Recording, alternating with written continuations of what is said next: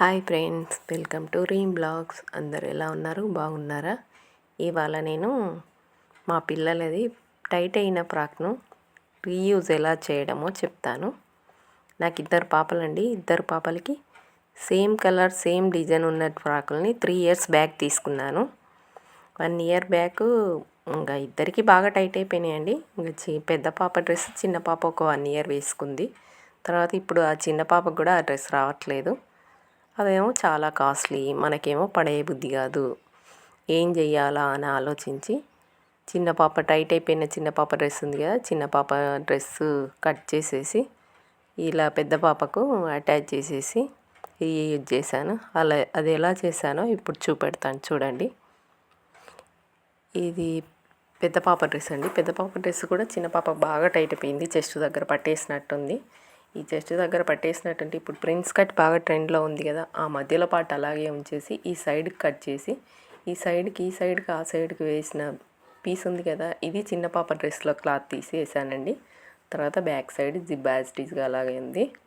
ఈ సైడ్ ఒక కుట్టు ఇట్లా కనబడుతుంది చూడండి. బాగా పర్టికులర్గా చూస్తేనే కనబడుతుంది, లేకుంటే కనబడది. ఈ మధ్యలో ప్లస్ సింబల్ ఉంది కదా, అది ఫిట్టింగ్ సైజ్ అండి. ఈ సైడ్కి ఒకటి కనబడుతుంది చూడండి, ఇది ఎక్స్ట్రాగా వేసిన క్లాత్ అండి. ఆ చిన్న పాప డ్రెస్లోంచే వేసింది ఈ సైడ్కు ఆ సైడ్కు. అప్పుడు హ్యాండ్స్ కూడా చాలా చిన్నగా వచ్చాయండి, ఇప్పుడు పెద్దగా పెట్టాను. ఇట్లా కుచ్చులు కూడా పెట్టాను. ఈ సైడ్కి ఆ సైడ్కి కుట్టుంది చూడండి. జిబ్ యాస్టీస్గా అలా ఉంది, అలాగే ఉంది. బాడీ పార్ట్ అప్పుడు యాక్చువల్లీ బాగా లెంతే వచ్చింది, యాస్టీస్గా లెంత్ అంతే ఉంది.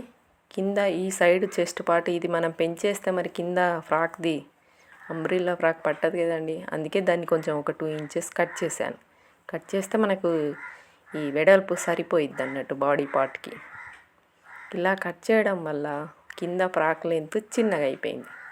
చిన్నగా అయిపోతే ఏం చేయాలి అని ఆలోచించేసి అదే ఫ్రాక్లో యాక్చువల్లీ లెంత్ అయితే ఇక్కడి వరకు ఉందండి.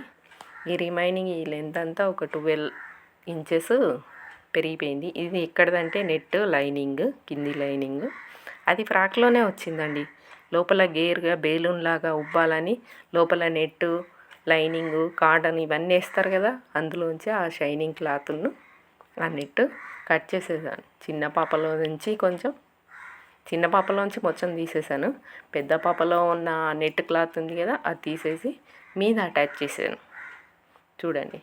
అలా చేయడం వల్ల ఒక 10-12 inches ఎక్స్ట్రాగా పెరిగిపోయింది, లాంగ్ ఫ్రాక్ లాగా పెరిగింది చూడండి.